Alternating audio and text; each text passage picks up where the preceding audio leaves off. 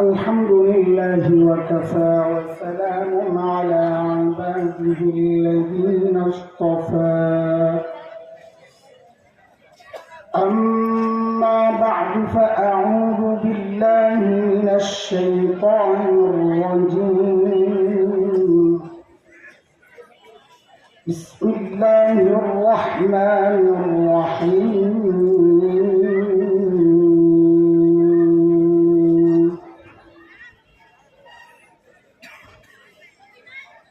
لقد من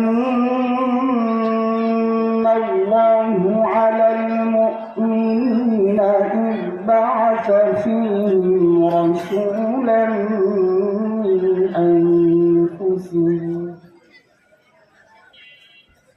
رسولا من أنفسهم يتلو عليهم آياته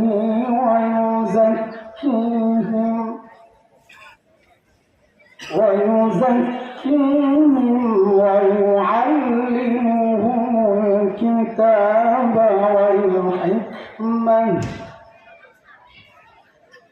وإن كانوا من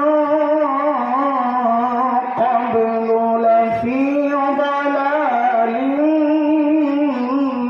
مبين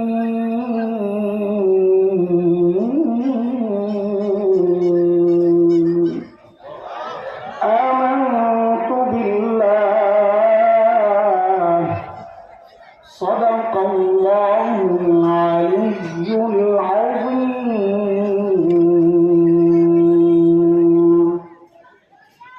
কুল্লাকাইয়ান্দাদ উলুম মাদ্রাসা কর্তৃক আয়োজিত আজকের এই বার্ষিক ওয়াজ মাহফিলের মুহতারাম সভাপতি অতিথিবৃন্দ হযরত উলামায়ে কেরাম মুরব্বিয়ান আযম দূর দূরান্ত থেকে আগত ইসলাম প্রিয় সুধী সমাজ প্রিয় ছাত্র ভাইয়েরা যুবক বন্ধুরা পর্দার আড়ালের মা ও বোন আল্লাহ সুবহানাহু ওয়া তাআলার অশেষ মেহেরবানি করুণা দয়া যে মহান মালিক লাখ কোটি মানুষ থেকে বাছাই করে দিনই এই মজলিসে আমাকে আপনাকে আসার বসার কিছু কথা বলা ও শোনার তৌফিক দান করেছে সেজন্য মহান রবের শুকরিয়া আদায় করি জবান খুলে প্রাণ খুলে কালিমাতুশ শুকর উচ্চারণ করি আলহামদুলিল্লাহ। গত বছরের আগের বছর আজকে যে আয়াতটা আমি তিলাওয়াত করেছি শুরুতে এই আয়াত তিলাওয়াত করেছিলাম এই আয়াতকে সামনে রেখে মাদ্রাসা শিক্ষা প্রয়োজনীয়তা এই বিষয়ে কথা বলেছিলাম। আজকেও আয়াতটা তিলাওয়াত করছি ভিন্ন একটা উদ্দেশ্যে। শুরু থেকে শেষ পর্যন্ত একটু মনোযোগ চাই আপনাদের, তাইলে একটা বিশেষ মেসেজ দেওয়া যে উদ্দেশ্য আমার জন্য বলাটা সহজ হবে, আপনাদের জন্য বোঝাটা সহজ হবে। একটু বলেন তো আল্লাহ তাআলা আমাদের উপর কত নিয়ামত দিয়েছেন? অসংখ্য অগণিত। কুরআনুল কারীমের দুই জায়গায় সূরা নাহল, সূরা ইব্রাহিম, দুই জায়গাতে আল্লাহ এই কথাটা বলেছেন। আল্লাহ বলেন وَإِن تَعُدُّوا نِعْمَةَ اللَّهِ لَا تُحْصُوهَا إِنَّ الْإِنسَانَ لَظَلُومٌ كَفَّارٌ।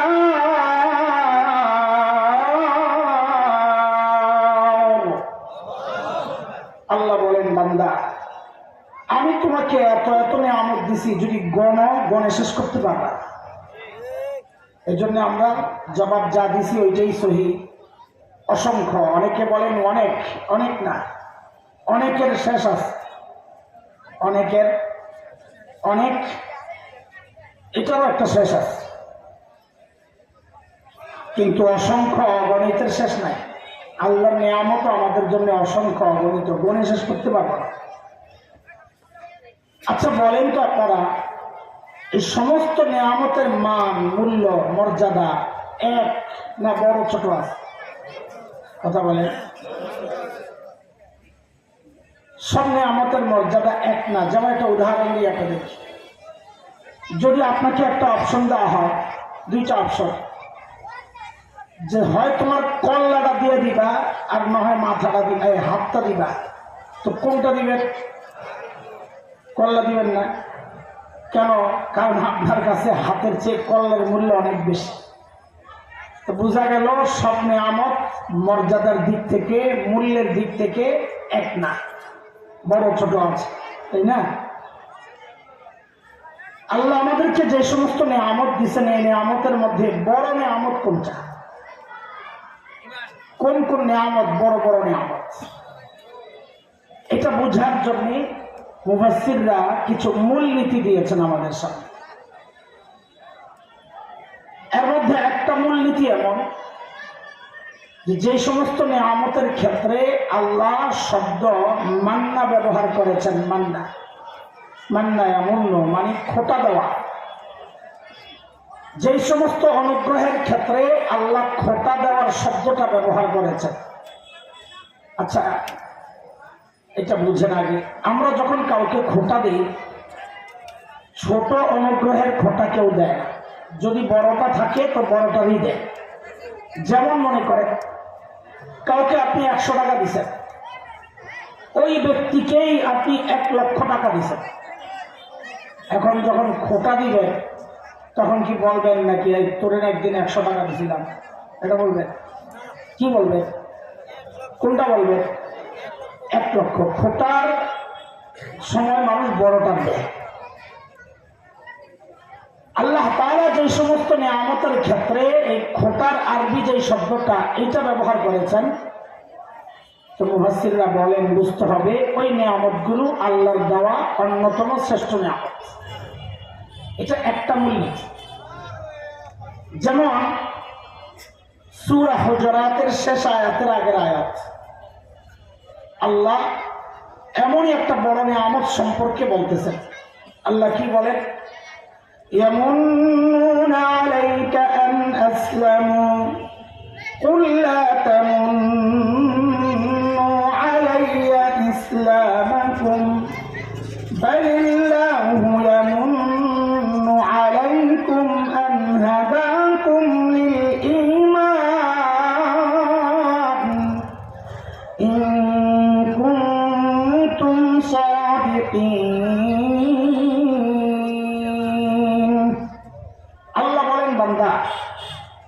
আমি যে তোমাকে ঈমানের নিয়ামত দিছি, এটা আমার পক্ষ থেকে তোমাদের জন্য একটা বড় নিয়ামত। আলহামদুলিল্লাহ। ঈমানের নিয়ামত পাওয়া খুশি না? তো খুশি বলতে, খুশি প্রকাশ করতে আলহামদুলিল্লাহ বলতে হয়। আল্লাহ শুকরিয়া আদায় করেন, আলহামদুলিল্লাহ। আরেকটা বড় নিয়ামত শুরুতে আমি যে আয়াতে কারিমা পড়েছি, ওখানে আল্লাহ বলেছে যে এটাও আমার পক্ষ থেকে তোমাদের জন্য একটা বড় নিয়ামত। কি সেটা? আল্লাহ বলে لقد من الله على المؤمنين إذ بعث فيهم رسولا من أنفسهم يتلو عليهم آياته ويزكيهم ويعلمهم الكتاب والحكمة وإن كانوا من قبل لفي ضلال مبين।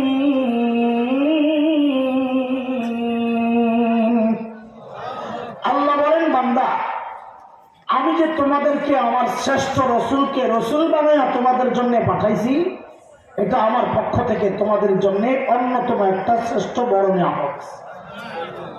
আবারও আলহামদুলিল্লাহ বলেন। শ্রেষ্ঠ রসুলকে পায়া খুশি না? এই নিয়ম না খুশি? জোরে বলেন আলহামদুলিল্লাহ। মাশা, এই যে শ্রেষ্ঠ নিয়ামত বললেন আল্লাহ নবীকে, এটা কত বড় নিয়ামত তাকে আমরা জানি? আসলেই জানি না। অধিকাংশ মানুষ জানি না আমার নবী আমার জন্য কত বড় নিয়ামত, অধিকাংশই জানে না। আপনাদের এই পুরো অঞ্চলের মানুষ কে কয়জন? এর চেয়ে আরো 1000 গুণ বেশি আছে না? ওই যে রয়ে যাওয়া মানুষগুলো, ওইটা হলো আসল হিসাব। এখানে কয়জন আসছে? এখানে যারা আসছে তারা দিন প্র্যাকটিস করে, দিন মানে, নবী মানে। ওনাদেরকে জিজ্ঞেস করলে তো লাভ নাই যে রসুল চিনেন কিনা, কত বড় নিয়ামত বুঝেন কিনা। অধিকাংশ মানুষের হালত হচ্ছে তার চেহারা দেখা বুঝারই তো উপায় না এটা মুসলমানের সন্তান। সন্দেহ দূর করার জন্য জিজ্ঞেস করা হয়েছে, ভাই তোমার নাম কি? তো বলে সুমন। কি নাম? সন্দেহ আরো বাড়ছে, কোন সুমন? সুমন খান না সুমন মন্ডল? হিন্দু সুমন না মুসলমান সুমন? কারণ সুমন নাম মুসলমানেও রাখে, হিন্দুও রাখে। সন্দেহ দূর করার জন্য আবার একটু জিজ্ঞেস করা হয়েছে, ভাই তুমি রসুল চিনো? মনে করছে যদি মুসলমানের বাচ্চা হয় তত ভালো জবাব আসবে। রসুল চিনো? ওরে বাপরে বাপ, এই কথা জিজ্ঞেস করার পর এমন খেপা খেপছে, রাসূল চিনলে মানে নিয়ে না আসে তো রসুল হ্যাঁ কি বাপরে বাপ, দাড়ি ছাড়া কি সুন্দর আসে কে রসুল। চেহারা দেখে বুঝার উপায় নাই মুসলমান, সে অনুযায়ী আসে কে রসুল করে করে।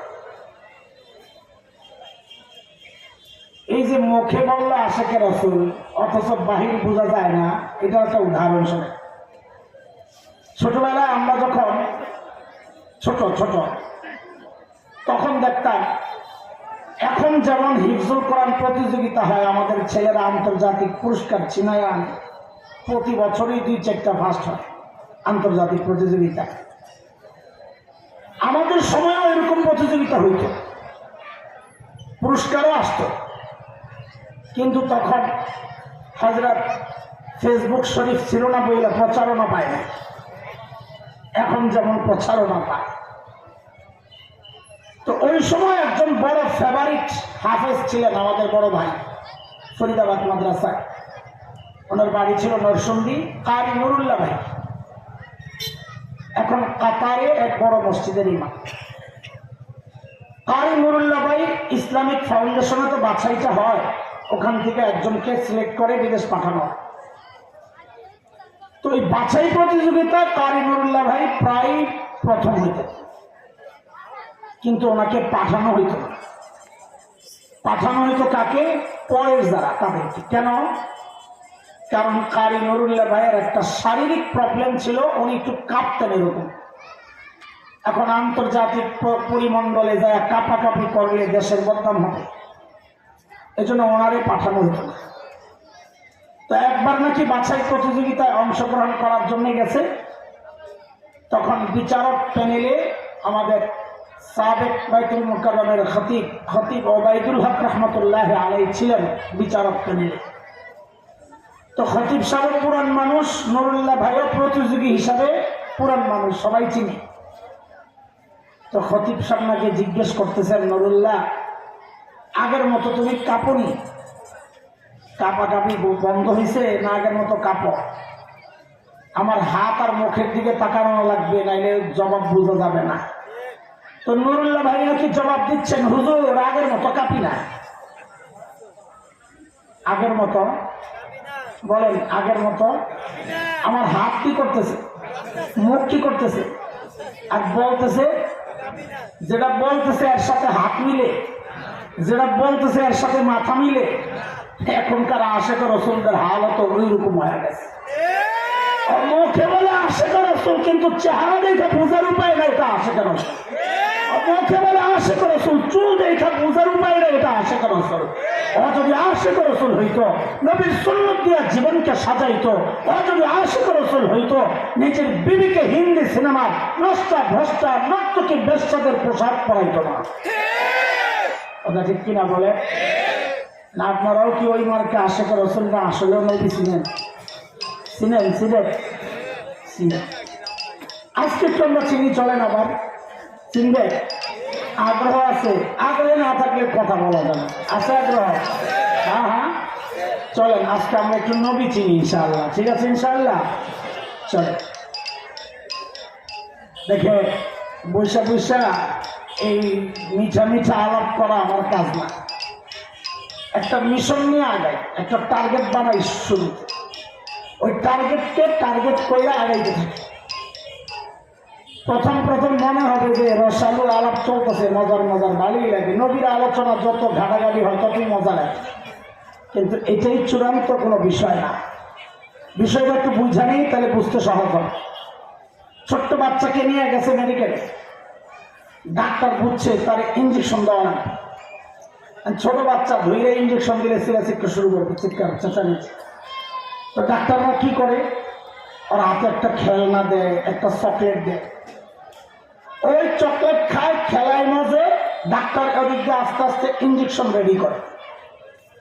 ইঞ্জেকশন যখন রেডি হয় তো বাচ্চারে জিজ্ঞেস করে, আঙ্কেল পিঁপড়ার কামড় খাইছো? পিঁপড়া খাইছ? ব্যথা লাগে না? একটা ভাব এসে গেছে। তো ডাক্তারকে দেখো তো পিঁপড়ার কামড়ের মতো লাগে নাকি? তো ইঞ্জেকশনটা যেই ঢুকায় দেয়, এখন আর কামতে পারে না। কেন? মোহের মধ্যে খানার ঘুষ ঢুকে রয়েছে। চকলেট খানার ঘুষ বড় মারাত্মক ঘুষ। ওই ঘুষ মুখে ঢুকে রয়েছে, আর একটু আগে যে ভাব রয়েছে ব্যথা পাই না, ওই ভাবের কারণে এখন কামতেও পারে না।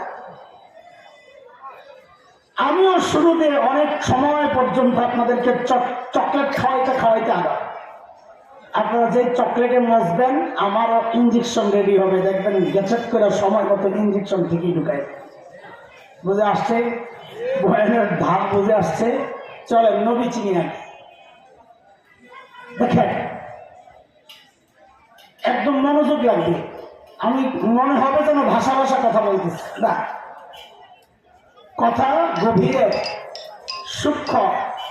আমি এটারে হালকা বানাইতেছি যেন আপনারা সহজে বুঝেন। এই জন্য কঠিন করে বলা আমাদের ক্লাসের কাজ। ছাত্র যখন পড়াই তখন আমি একজন বাবাকে দিয়ে বোঝাই, নবী চিনব যে আমাদের বড়রাই বলছেন, এটা আমার কথা না।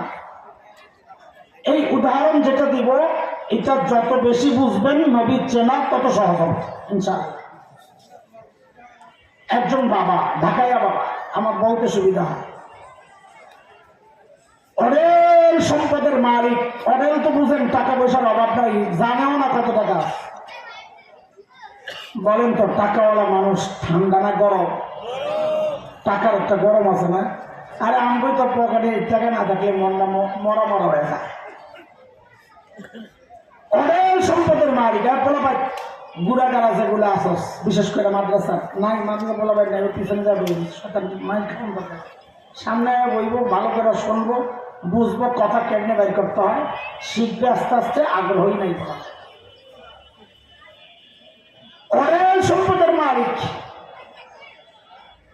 নরম না গরম? বলে এই বাবার একটাই বাচ্চা। এখন এই বাচ্চার কেন্দ্রিক তার আচরণটা নরম হবে না গরম হবে? কেন? এক হলো পয়সাওয়ালা বাবা, আবার একমাত্র সন্তান, এই জন্য একটু গরম বেশি। এই বাচ্চা আবার মেয়ে, কি বাবারা মেয়েদের সাথে একটু সম্পর্কটা একটু আলাদা থাকে, তাই না? একটু আলাদা আদর সোহাগ বেশি দেখায়। পোলাপান আবার মনে করিস না মায়া করে, বাপের বেশি মায়া করে, যার কাজা লাগাই দিস না বাপের লগে। এটাই তো কই আজকে হুজুর হয়ে গেছে।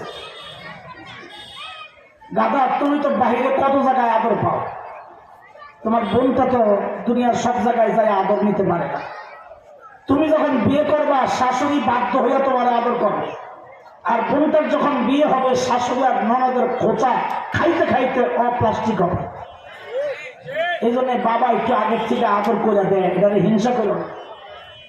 তুমি তো সারা জীবন আদর ভোগ করবা, অত সারা জীবন আদর ভোগ করবে, অত চলে যাবে আরেক। এখন অঢেল সম্পদের মালিকের একমাত্র কন্যা, বলেন তো গরম আগের চেয়ে বাড়ছে না কমছে? ঘটনার চক্রে মেয়েটা খুবই সুন্দরী। এখন বলেন বাপের কি অবস্থা? আমি একটা শব্দ বলি, ওইটা বলবেন তো আমার বুঝাইতে সুবিধা হবে। বলেন 440 বাবা। এই কি জোয়ান আছে, কথা 440 বাবা। কি বাবা? ওই যে কারেন্টের লাইন আছে না, 440 লাইন, ধরা যায় না, শোয়া যায় না, কাছে যাওয়া যায় না, বাপরে বাপ হিট। ওই বাবাও এরকম 440 লাইনের মতো। এই জন্য আমি ওই বাপের নাম দিছি 440 বাবা। কি বাবা? আমি জিজ্ঞেস করবো, মুরব্বীকে না বললেও চলবে, পোলাবেন বলবি কোন বাবারে? এই 440 বাবার মেয়ে বিয়ের উপযুক্ত হয়েছে। স্বাভাবিক, মেয়ে বিয়ের উপযুক্ত হয়েছে, নানান জায়গার থেকে প্রস্তাব আসবে। আর ধনী বাবা হলে তো কথাই নেই, লাইন কেন। একমাত্র মেয়ে, বিয়ে করলেই তো সব সম্পদ আমার। এর মধ্যেই একজন এক ছেলের প্রস্তাব নিয়ে আসছে। তো ওই যে যেহেতু ঢাকাইয়া বাবা, কোন বাবা? শিখেছে দেখো 440 বাবা। তো বাবা ওই লোককে জিজ্ঞেস করছে, আপনি কেঠা? বুঝবেন তো, কিছু একটা কথাবার্তা অবলাপ করলে বুঝবেন না, ঢাকাইয়া। আপনি কেঠা? তো ওই লোক বলে, আমি পোলার খালু হই। কি হয়? ওহি বুঝেন তো, ওই ওই ওই পোলার খালু ওহি। ওরে খোদা, যেই না কইছে খালি পোলার খালু ওহি, বেড়ায় এমন খেপা খেপছে। কারণ কোন বাপ এমন খেপা খাপছে, হয় মিয়া আমার মাইয়া পৌঁছে গেছে হিমিয়া খালু আছেন প্রস্তাব লিয়া। ওই বেটা তো ব্যাক করে গেছে, আর কি একটা অবস্থা। তোমায় কেঠাইব পোলার বাপ পাঠা, তুই চেতন কেলা কইবি তো বাইতে গেছে। যায় পোলার বাপরে কয়, বাপরে বাপ, যে গরম বাপ। কোন বাপ? 440 ভাই, তোমার পোলার প্রস্তাব নিয়ে তুমি যাও। পরের দিন আইসে পোলার বাপ। হ্যাঁ শুনে, ফালতু কিচ্ছা মনে করেন না, এটা যত বুঝবেন নবী চেনাও তত সহজ হবে ইনশাআল্লাহ। পরের দিন আইসে পোলার বাপ। কইবার লাগছে, ভাই আমি ওই পোলার বাপ, কালকে আইছিল খালু, বইকে দিচ্ছেন। আপনি পোলার বাপ? পোলার নাম কি? কর অমর। আপনার নাম কি? অমর। পোলার মার নাম অমর, দাদা অমর, বংশ ওইটা। দেখতে কেমন, হাইট কেমন, চেহারা কেমন, কালার কেমন, দোস্ত বন্ধু কারা, সব খবর লইয়া বাপের তো পোলা পছন্দ হয়েছে, আমার মাইয়ার জন্য উপযুক্ত ছেলে। এবার আপনারা বলেন, এই ছেলের সাথে বিয়ে দেওয়ার সময় মেয়েকে যখন বাবা বিদায় দিবে, তো শাড়ি কিনতে গেলে দামিটা কিনবেন না কম দামি? বলেন বলেন কেন? কারণ তার টাকার অভাব নাই, খরচের জন্য এই মেয়ে ছাড়া আর জায়গাও নেই। তো শাড়ি কিনে তো বাজারের সেরাটা, গহনা কিনে তো সেরাটা, প্রসাধনী কিনে তো সেরাটা, যা কিনে সব সেরা সেরা জিনিস দিয়া সাজায়া তারপরেই তো মেয়েটাকে বিদায় দেওয়ার কথা নাকি? আরে গরিব বাবা হইলেও তো চেষ্টা করে সর্বোচ্চ নিজের সামর্থ্যের সবটুকু দিয়া মেয়েকে বিদায় করতে, তাই কিনা? দোস্ত, একজন বাবা তার মেয়েকে যতটা ভালোবাসে, আল্লাহ সুবহানাহু ওয়া তাআলা তার প্রিয় হাবিব সাল্লাল্লাহু আলাইহি ওয়াসাল্লামকে তার চেয়ে 1000 কোটি গুণ বেশি ভালোবাসে। একজন বাবা যদি তার মেয়েকে সাজায়া দেওয়ার সময় সব সেরা সেরা জিনিস দিয়ে সাজায়া পাঠাইতে পারে, তাহলে এটাও বুঝে আল্লাহ আমার নবীকে দুনিয়ায় পাঠানোর ক্ষেত্রেও আমার নবীকে আল্লাহ সব সেরা সেরা জিনিস দিয়া তারপরে আমার নবীকে দুনিয়ায় বিদায় দিয়েছে। কি দিছেন এইবার শুনতে থাকে, আর মাথায় ওইটা রেখেন। ওই বাপ কোন বাপ মনে আছে তো? বুঝা গেছে? সর্বপ্রথম প্রস্তাবের ব্যাপার। আল্লাহর সিদ্ধান্ত, আমি আমার নবীকে দুনিয়াতে প্রস্তাব ছাড়া দিব না, চায়া নিতে হবে, চায়া। কেন? দুনিয়ার মানুষের নেচার হচ্ছে ফ্রিতে কোনো জিনিস পাইলে আর দাম দিতে চায় না। বলেন বলেন, যে জিনিস অর্জন করা যত কষ্টের, দুনিয়ার মানুষ সেই জিনিসকে তত বেশি মূল্য দেয়। কথা ঠিক কিনা বলেন? আল্লাহর সিদ্ধান্ত, আমি আমার নবীকে দুনিয়ায় ফ্রিতে পাঠাবো। তো বলে কেমনি পাঠাবেন? বলে আমার কাছ থেকে প্রস্তাব দিয়া চাইয়া নিতে হবে। বলে প্রস্তাব কে দিবে? ওই খালু মানু চলবে না। মনে আছে আগের কথা? মনে রেখে, খালু মানু চলবে না। তো কে দিবে? বলে পুরোর বাপ দেওয়া লাগবে। প্রস্তাব কে দিবে? কারে পাঠাইতে বসছিল বেড়ায়? কোন বেটা? পরবর্তী প্রস্তাব কে দিবে? পোলার বাপ। পোলার বাপ প্রস্তাব দেওয়া লাগবে। তো আমার নবীর বাপকে, দিনী বাপকে বলে মিল্লাতা আবিকুম ইব্রাহিম হুয়া সাম্মাকুমুল মুসলিমিন।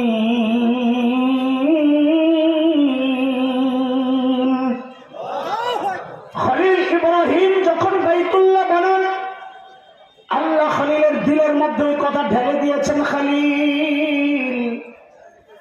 এমন দামি একটা কাজ আপনি করেছেন খলিল, এখন আমি আপনাকে পুরস্কার দিতে চাই। কি নেবেন বলেন? খলিল চিন্তা করলেন, সারা জিন্দিগি চায়া চায়া পাইলাম জমজমওয়ালা। কারে পেয়েছেন? জমজমওয়ালা চিনেন? কে? ইসমাইল আলাইহিস সালাম। সাবাস। কে? খলিল চিন্তা করলেন, সারা জিন্দিগি চায়া চায়া পাইলাম জমজমওয়ালা, এইবার যেহেতু সুযোগ পাইছি চাইব সবচাইতে বড়টা। খলিল এইবার আল্লাহর কাছে চায়া বসছেন কাউসারওয়ালা। কি চাইছে? কি চাইছে? কাউসারওয়ালা।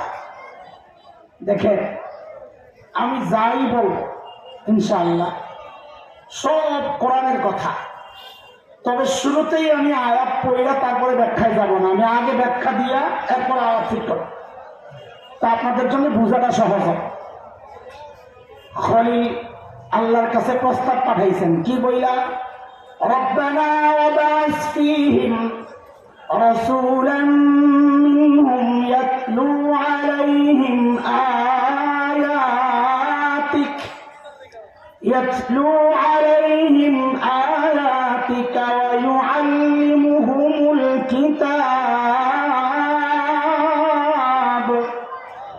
ওয়া ইউআল্লিমুহুমুল কিতাব ওয়াল হিকমাতা ওয়া ইউযাক্কিহিম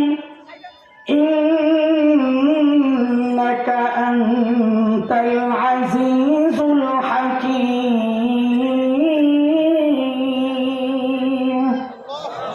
খলিল বাইতুল্লাহ বানায় আল্লাহকে বলতেছেন, ও আল্লাহ, বাইতুল্লাহ তো বানালাম, আবাদ করার জন্য একজন উপযুক্ত শিক্ষক দেন না আমার।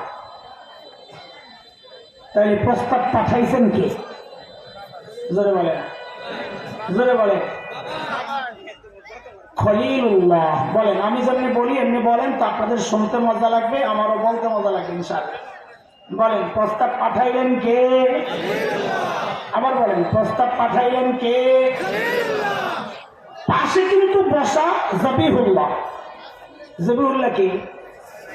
ইসমাইল। সাবাস, মাশা। বলে জবিহুল্লাহ বসা, আপনি কি দেখছেন? কোন ভিডিও আছে আপনার কাছে? আছে, আছে। কারণ ওই দোয়ার আগের যে কাহিনী ওইটাই বুঝায় যে ইসমাইল ছিলেন। وَإِذْ يَرْفَعُ إِبْرَاهِيمُ الْقَوَاعِدَ مِنَ الْبَيْتِ وَإِسْمَاعِيلُ। বাপ বেটা দুইজন মিলে যখন বাইতুল্লাহর ভিত্তিকে উঁচু করলেন, তার মানে বাইতুল্লাহ বানানোর সময় খালি খলিলুল্লাহ ছিলেন না, সাথে জবিহুল্লাহ ইসমাইলও। এবার বলেন, প্রস্তাব পাঠাইলেন কে? ওই প্রস্তাবে আমিন বইলা সুপারিশ লাগাইয়া দিচ্ছেন জবিহুল্লাহ। বলেন সুবহানাল্লাহ পরে করেন, আগে আমার লাগে মিলাইয়া কোন প্রস্তাব পাঠাইলেন কে? সুপারিশ লাগাইলেন কে? বলে না, জোরে বলে। সুপারিশ করলেন কে? যেই অফিসে বসে এই কারবার চলছে ওই অফিসের নাম হইল বাইতুল্লাহ। বলেন অফিসের নাম? অফিসের নাম আবার বলেন। প্রস্তাব পাঠাইলেন কে? সুপারিশ করলেন কে? অফিসের নাম কি? আল্লাহ দেখলেন খলিলুল্লাহ প্রস্তাব করেছেন, জবিহুল্লাহ সুপারিশ করেছেন, বাইতুল্লাহ বসে বসে আল্লাহ জানায়া দিলেন দোয়া মঞ্জুর, দোয়া মঞ্জুর, আমিও পাঠা দিচ্ছি হাবিবুল্লাহ। জান নবী যান, আপনার বাপে প্রস্তাব দিছে। খালু না কে? এটা বাপে বাপে যায়। যাওয়ার সময় আটকায় দিচ্ছেন আল্লাহ, একটু দাঁড়া একটু পরে যান। কেন কেন বিচারে নাই? প্রধান বক্তা আসার কথা 10:30 কথার কথা। নয়াপুর আইসা এমন জ্যামে আটকাইছে, কালকে আমি আটকাইছিলাম 45 মিনিট বসা, এক মাহফিল শেষ আমার জ্যামে বয়া বয়া, হঠাৎ গঞ্জাম লেগে গেছে। তো ওখানে এসে আটকায় গেছে। মোতায়েম সাহেবকে ফোন দিছে, বাইরে 10টা মিনিট দেরি হতে পারে, একটু আগের বক্তারে কোন চালায় নিতে। তো মোতায়েম সাহেবের পক্ষ থেকে একটা স্লিপ আসছে, হুজুর 10টা মিনিট চালায় দাও। যত বড় বক্তাই হোক, বয়ান ফিনিশিং দেওয়ার পর যদি স্লিপ আসে মেজাজটা খারাপ হয়ে যায়। কেন? আমি একটা কথার ফিনিশিং দিয়ে দিচ্ছি, এখন আরো 10 মিনিট কাটানো মানে কিছু এলোমেলো কথাবার্তা বলতো। আর পাবলিক ডিজিটাল বুঝে যায় কথার লাইনে নেই। তখন শ্রোতাদের মধ্যে শ্রেণী হয় 3টা। এক শ্রেণী চিন্তা করে, আরে গোপালগঞ্জের হুজুর বলে খুব মাশাআল্লাহ রসের রসের কথা বলে, সামনের থেকে বয়া বয়া শুনুন যাবো না। এক শ্রেণী চুপচাপ বসে থাকে। আরেক শ্রেণী বুড়া অসুস্থ, তারা চিন্তা করে হুজুর কতক্ষণে ছাড়ে আল্লাহ জানে, আমি একটু ছাইরা ছুঁড়ে আনি, একটু ক্লিয়ার হয়ে আসে অসুস্থ মানুষ। আরেক শ্রেণী দূরে যায় শয়তানের লেন্দা পাবে। আছে না আমার এক গুরু? মাহফিলটা একটু এলোমেলো হয়ে গেছে, স্বাভাবিক। এর মধ্যে প্রধান বক্তা ফোন দিয়ে গেছে, ভাইও আপনার নয়াপুরের ব্রিজ পার হইতেছে, আপনার মাইকের আওয়াজ পাওয়া যেতেছে।